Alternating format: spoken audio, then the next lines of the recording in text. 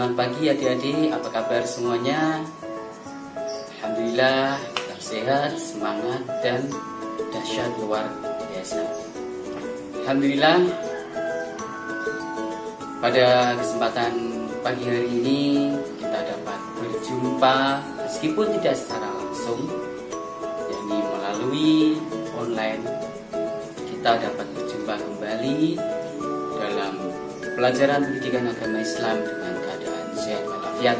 Mudah-mudahan yang sehat semakin sehat, yang sakit diberi kesembuhan. Amin ya rabbal alamin. Baiklah adik-adik siswa-siswi kelas 5 yang saya cintai dan saya banggakan, kita akan memulai pelajaran pendidikan agama Islam. Namun sebelum itu, marilah kita mulai dulu kegiatan pada pagi hari ini dengan berdoa. Mari kita berdoa bersama. Bismillahirrahmanirrahim. Rabbi zidni ilma warzuqni fahma. Amin ya rabbal alamin. Adik-adik siswa-siswi kelas 5 yang saya banggakan, pada pertemuan kita kali ini kita akan mempelajari dan membahas tentang surah At-Tin. Ayo, apa ada yang hafal surah At-Tin? Ya, surah At-Tin itu yang awalannya Wat-Tini waz-Zaitun.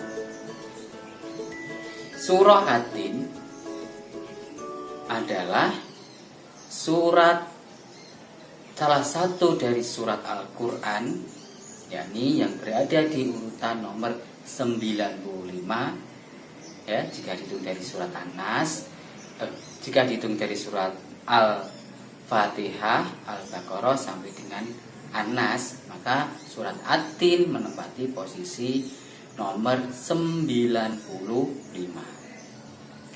Surah At-Tin ini diturunkan di kota Mekah, yakni tempat kelahiran Nabi Muhammad sebelum Nabi Muhammad hijrah ke Madinah.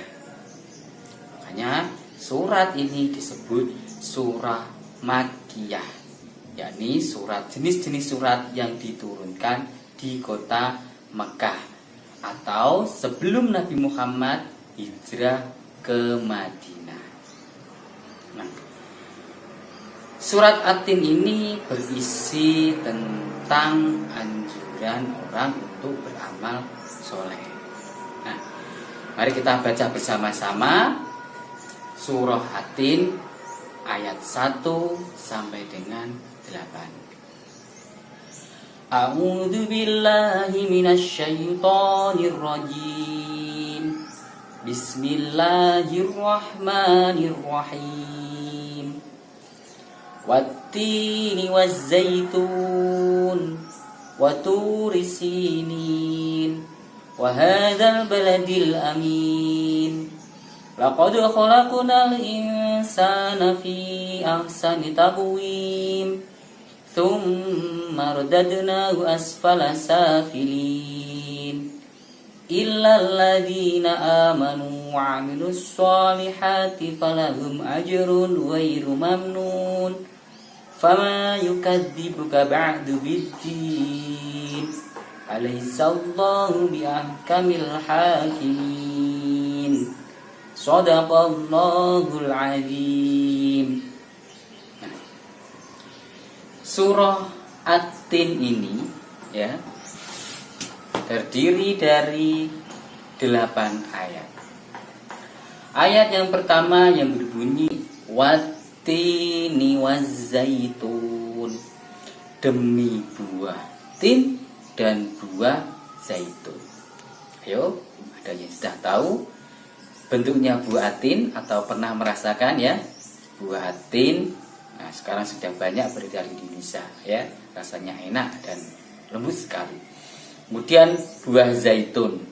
Buah zaitun ini buah yang bisa dimanfaatkan minyaknya ya. Yang terkenal adalah minyak zaitun, banyak sekali manfaatnya. Ayat kedua, waturi sinin. Waturi sinin. Tur itu artinya gunung, sinin itu nama salah satu gunung di daerah Mesir. Ya. Waturi sinin, dan demi gunung Sinin, atau sekarang terkenal namanya Gunung Sinai. Dan demi gunung Sinai. Gunung Sinai ini adalah tempat di mana Nabi Musa mendapatkan wahyu dari Allah, langsung dari Allah. Yakni beliau Nabi Musa berbicara langsung dengan Allah di sebuah bukit atau gunung namanya Gunung Sinai, yakni di daerah Mesir. Ya, karena Nabi Musa itu dulu dakwahnya di daerah Mesir melawan Raja Fir'aun. Selanjutnya ayat keempat, wahadzal baladil amin. Dan demi negara ini yang aman. Hadza itu ini, balad itu negara, al-amin yang aman. Demi negara yang aman. Yang dimaksud negara yang aman adalah Makkah. Ya. Makkah adalah kota aman yang dilindungi oleh Allah Subhanahu wa taala. Kalian pasti masih ingat cerita tentang kota Mekah yang akan diserang Abraha. Siapa yang melindungi? Allah lewat burung abadi. Selanjutnya ayat keempat yang berbunyi laqad khalaqnal insana fi ahsani taqwim, yang artinya sesungguhnya kami telah menciptakan manusia dalam keadaan sebaik-baiknya. Di ayat keempat ini Allah menciptakan manusia dengan keadaan sebaik-baiknya. Jadi lebih baik di antara makhluk-makhluk yang lain. Ya, karena itulah manusia diberi kesempatan, diberi amanah untuk menjadi khalifah atau pemimpin di bumi. Ketika Allah menciptakan bumi, maka Allah kemudian menciptakan manusia. Ya, menciptakan Nabi Adam yang ditugaskan untuk menjadi khalifah di bumi. Bukan malaikat, bukan jin, juga bukan iblis. Bahkan ketika penciptaan Nabi Adam, iblis pun iri dan dengki kepada Nabi Adam. Hingga akhirnya iblis dikeluarkan dari surga. Karena manusia ini dibuat dengan bentuk ciptaan yang sebaik-baiknya, punya akal, punya pikiran, dan punya hawa nafsu juga, sehingga manusia ini makhluk yang lengkap. Selanjutnya ayat kelima, tsumma radadnahu asfala safilin. Kemudian kami mengembalikan manusia ke tempat yang serendah-rendahnya. Manusia diciptakan dari tanah, bukan dari api, bukan dari cahaya, tapi dari tanah. Kemudian ditiupkan roh menjadi manusia. Manusia menjadi makhluk yang sempurna, makhluk yang sebaik-baiknya ciptaan. Tapi kemudian manusia itu akan dikembalikan kepada tempat yang rendah jika manusia itu tidak patuh terhadap Allah Subhanahu wa ta'ala. Tempat yang hina itu tentunya adalah neraka. Neraka itu adalah seburuk-buruknya atau serendah-rendahnya tempat kembali.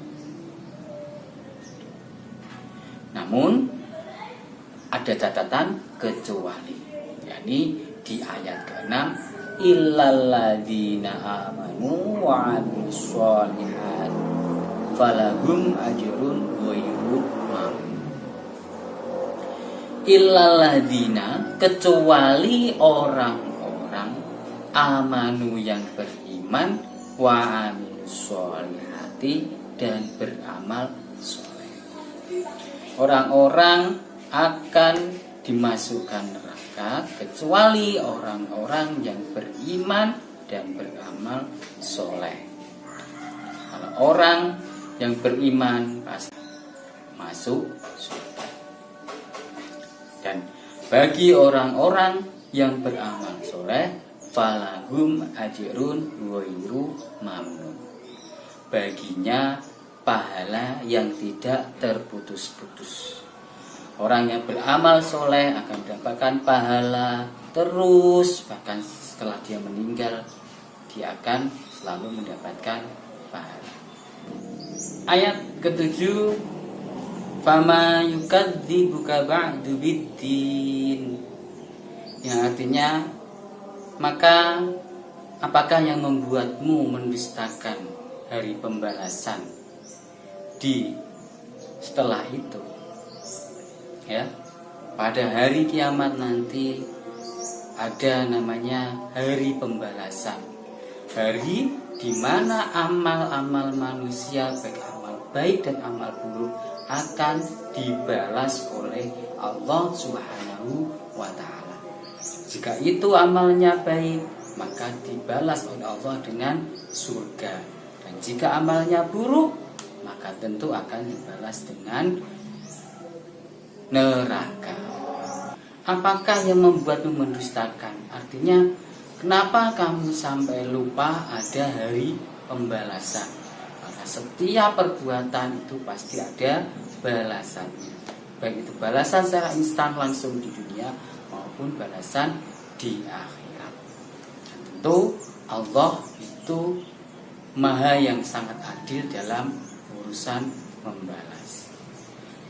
Sebagaimana ayat ke-8, alaihissallahu biahkamil hakim. Bukankah Allah adalah seadil-adilnya hakim? Ya, karena Allah adalah zat yang paling adil dalam urusan memberi hukum, memberi keadilan kepada makhluknya. Maka segala sesuatu ketika kita tidak mendapatkan keadilan di dunia, maka yang pasti Allah akan memberi keadilan di akhirat. Karena Allah adalah zat yang paling adil. Jika manusia bisa saja berbuat salah ketika memberi hukum atau pengadilan, maka tidak bagi Allah. Dan apapun perbuatan manusia tentu akan diadili oleh Allah sesuai dengan perbuatannya. Jika baik, dia akan mendapatkan balasan kebaikan. Jika buruk, maka dia juga akan mendapat balasan keburukan. Nah, inti dari surah ini adalah supaya manusia ingat perbuatan. Sebelum berbuat sesuatu, ingat bahwasanya nanti akan ada balasan di akhirat. Karena Allah adalah zat yang paling adil dalam memberi balasan. Nah, cukup sampai di sini dulu perjumpaan kita. Mudah-mudahan bermanfaat. Jika yang saya sampaikan adalah kebenaran, itu adalah kebenaran dari Allah. Jika yang saya sampaikan adalah kesalahan, maka itu murni kesalahan dari saya.